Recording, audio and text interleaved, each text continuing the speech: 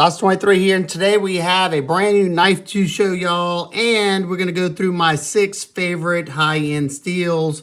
This right here is the Spyderco Paramilitary 2 in CPM Cruwear, and until now this was my favorite platform for this knife, especially being that it's readily available and they're going to keep producing it.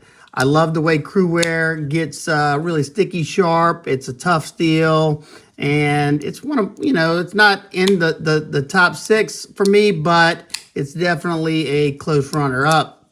But like I said, this was my favorite, and I'm going to kind of discuss why Spyderco is one of my favorite production companies. The newest edition is this beauty. So I'm sure if you know, and you know this color, you know what this is.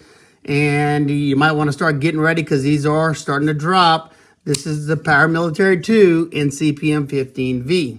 I have started doing some testing on a factory edge on this Manix 2 and 15V, and man, oh man, this stuff is just on another level. I already knew it was going to be an outstanding steel whenever I found out that Big Brown Bear Triple B was going to be behind it. Talked with him at Blade Show whenever he was discussing it at Spyderco, and man, I've been excited for it ever since, and I'm so grateful to have these two in the collection.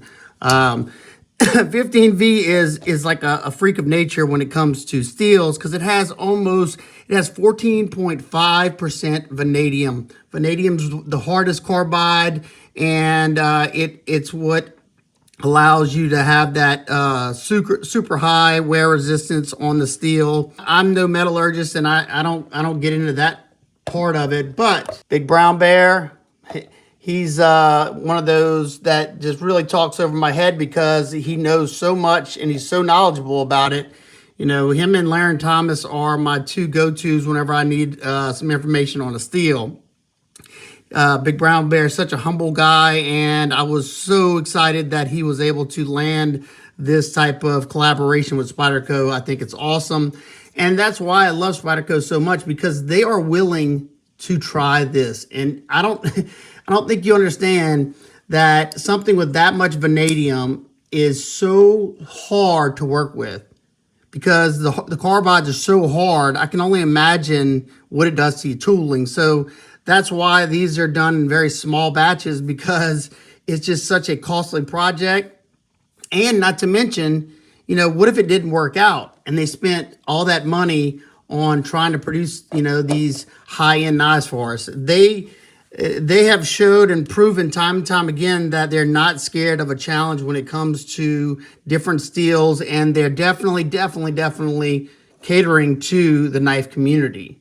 Because there's not a whole lot of non-knife people that are trying to pick up a Cruwear Paramilitary 2. They'll just pick up, the plain Jane one if they do.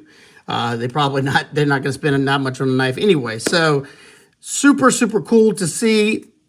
And I cannot wait to see where this goes. Whenever I got this knife, my plans were, I was like, I'll cut a bunch of stuff up with the factory edge. Whenever I'm done, I'll sharpen it and we'll retest it. But I have not been able to dull this yet.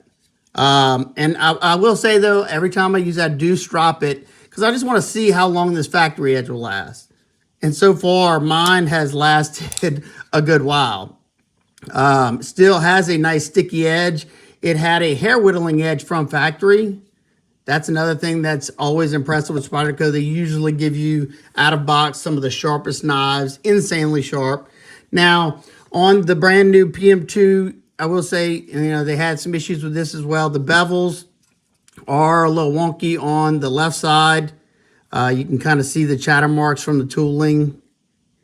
And I don't know if you can see that, but it's a wavy bevel, and the bevel widens right here at the tip. Something you do see on a lot of Spydercos, because they do have that distal taper all the way down to the tip, getting pretty darn thin. So you can look at it right there. And if I flip it over, you can see this is how it should be all the way down. This one is, pretty darn clean all the way to that tip. I don't like, how they stopped here, but that's something I can put a sharpening notch in there, and that's usually what I do anyway, because it's just easier for me on my fixed angle system. Now, my local shop got 5 of these, 4 or 5, and he checked every one of them, and he said every one of them was like that, beautifully smooth out of box, perfectly centered, good action. Mine doesn't have any side-to-side play, no rattle or anything. Yeah, just a very, very good example. I haven't even got to swap the clip because I literally just took this one out of the box not too long ago after picking it up from my local shop. Could this be the absolute best platform for 15V for Spyderco? Some people would say here, but to me, for the Manix 2 and the Shaman, it's not the best platform because these are, I would say, arguably tougher knives than the Paramilitary 2. You just have, you know, a little bit more robustness in the Manix 2 and in the Shaman. So being that the Paramilitary 2 is geared toward more of a EDC blade and a slicey EDC blade, I think this could possibly be the best platform for this knife. Depending on which other models they do it. Well, I know the Shaman's got one coming. Now, if they go with like the Endura with 15V, I'll probably have to pick one of those up too because I like the Endura more than the Paramilitary 2 because it's just a slicier knife, in my opinion. But like I said, what do y'all think? I think being that 15V is a super, super high wear resistant steel, meaning it takes a high hardness. It has a lot of vanadium carbide in it, and they're fine vanadium carbide at that edge because of the powdered metallurgy process. And you're able to get a stupid sharp, sticky edge. God, out of box, this one's so ridiculously sharp. And it's going to hold that for a good amount of time, and it's going to be easy to strop back. That's one thing that I'm excited about because this one, I've been able to strop it back, and it almost feels like it's back to where it was in the beginning. Now, I know it's not, but close to it. So I think this is possibly, arguably, the best platform, like I said, for 15V. It's not, it's got about the same toughness as M390, so it's not like brittle. But, you know, when you have that higher hardness, I think these are HRC to 65.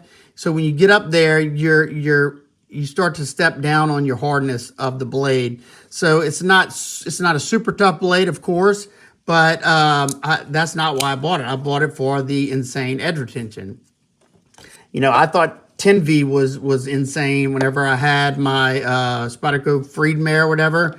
And now, look, we have 15V, and I see there's a 20V out there as well. 15 is not the end of it. So this could become one of my favorite go-to steels for breaking out a bunch of boxes or anything where I want a crazy amount of edge retention. So this is going to be right now, we're going to claim it as the number 2 because I'm not sure yet. And for me, it's battling against my number 1 favorite, and that is Bowler K390 on this Spyderco Police 4. This is an absolute cardboard destroyer because the edge bevel on this is at 14 degrees per side. Another reason why I love Spyderco, they usually keep their bevels at like 15 degrees per side and under, especially these Seki ones can get really low sometimes. I had one that was 12 and one that was 14 on one side. I love the Police because it's just a nice long blade, perfect blade shape, that leaf shaped blade with just the right amount of belly to do just about any type of cutting. Awesome knife. So right now, this is my range number 1 steel that I enjoy using. It's easy to sharpen with diamonds, of course. All these you're going to want to use diamonds. It just doesn't make sense to use anything else. And they strap back so easy. That right there is a huge plus. And let's go to my number 3 because we got number 1, number 2. That could change. I still need to do some testing. My number 3 would have to be M4. And all these so far have been tool steels. They're not stainless. You do need to take care of them. You know, that's just the nature of the beast. Now, I like M4 because it has really good edge retention. It gets really sticky sharp, and it's tough. It's a nice, well-rounded steel. But like I said, you definitely want to take care of it. I found, for the most part, even in my stupid high humidity in Louisiana, as long as I put some EDCI or some corrosion inhibitor on there, I'm usually okay, depending on the blade finish. This high satin finish helps out a whole bunch. this was bead blasted M4, you'd be in trouble. So M4 is going to be my number 3, and my number 4 is a steel that I usually like on my fixed blades more than I like on my folders, and that is CPM3V. This is the Bark River Bravo EDC. I absolutely love this knife with that high convex grind, comes down nice and thin, came stupid sharp, and boy, it's a tough one. 3V, excellent steel. Now that's my favorite, my top 4, and like I said, those are my tool steels.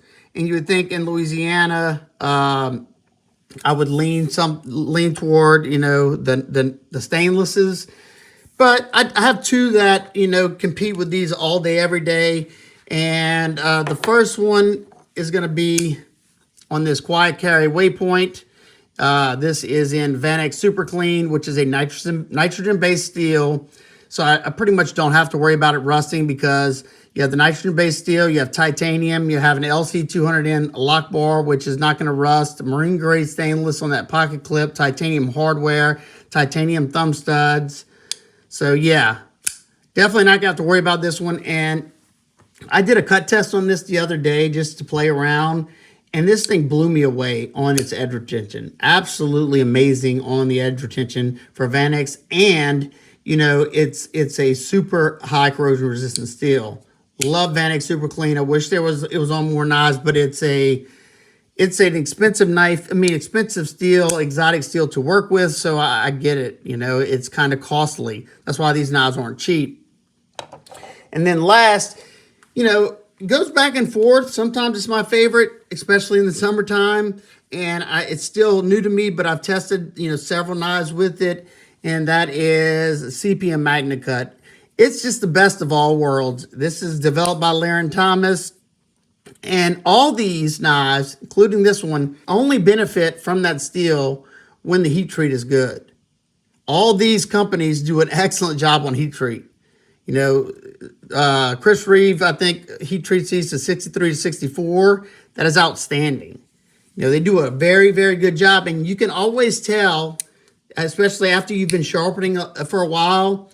I've been sharpening for many years now, and I can tell right away on those stones how good that heat treat is by the way the stones react to the steel. You know, if that apex is real gummy and that burr is real stubborn, you know, it's probably softer, you know, or they didn't do something, you know, to a T like some of these companies. Benchmade does a good job as well. You know, I've had such good experience sharpening any of my Benchmades, getting them stupid sharp and holding a good edge as well.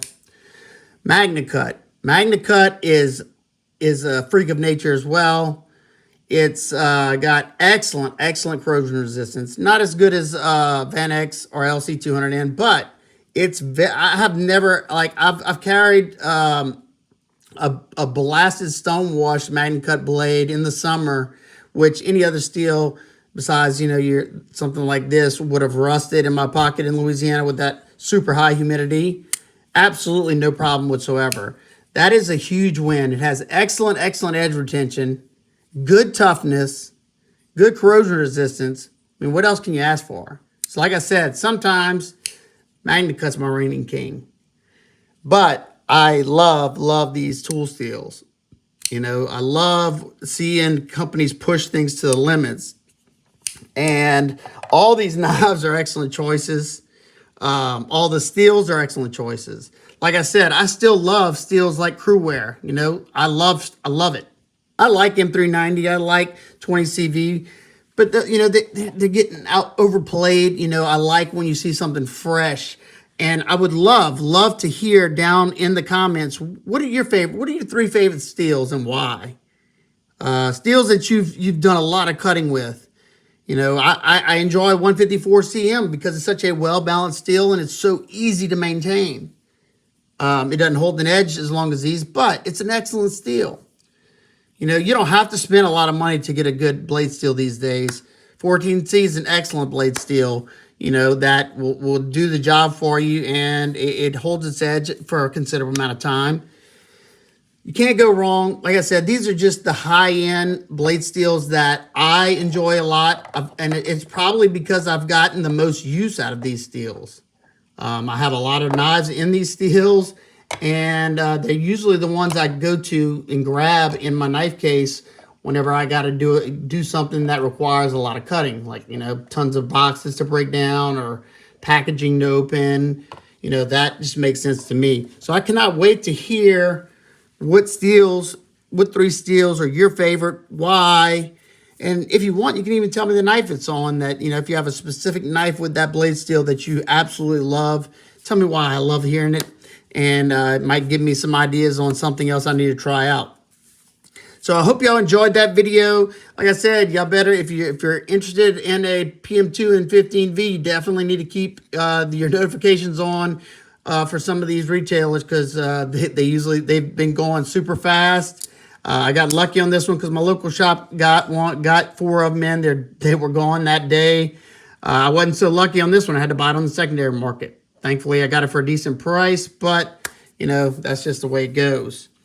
Well, I hope y'all enjoyed that video. If you have any questions, comments, concerns, please leave them down below. If I can find any of these available, I will link them down below.